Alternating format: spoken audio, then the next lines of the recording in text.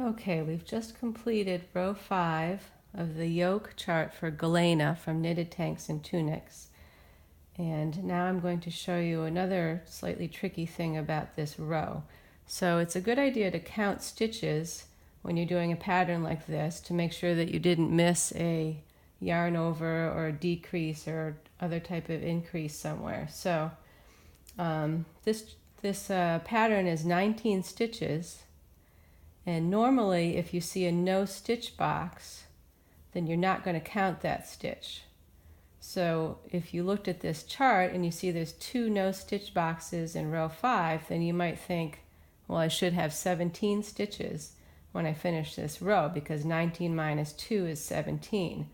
But remember that you've increased 2 in this stitch here, and it's only showing as 1 stitch box on the chart just because it's difficult to show that kind of thing on the chart and still have it make sense with the rest of the chart.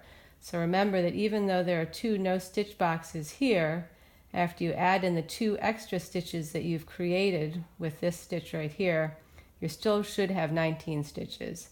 And you can see in the next row you have 19 stitches. So once you've worked once you've worked the stitches from row 5 and worked 1 stitch in each of those, you have 19 here. So let's count our stitches. We have 5, 6, 7, 8, 9, 10, 14, 18. So we're actually missing a stitch. And if you were watching carefully in the last video, you might have noticed that between this SSK and this SSSK, I forgot to do the yarn over. And that is this spot right here. So we could rip back those stitches and create a yarn over, or we can actually do that on the following row, which is what I'm going to show you right now. So we're going to do row 6 now. So we knit 4,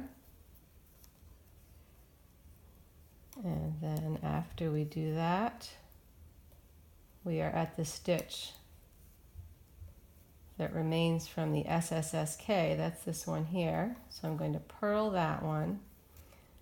And then here's where the yarn over should be. So I'm going to pick up this strand between the 2 stitches, put it on my needle. I'm going to orient it the right way so that it goes over the needle from right and follow and goes kind of in a left direction over the needle. So I'm going to purl that, and that creates the yarn over, and then I will finish the row.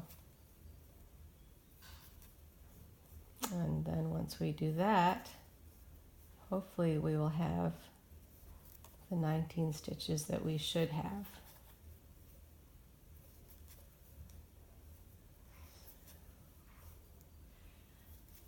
I'm going to knit 4.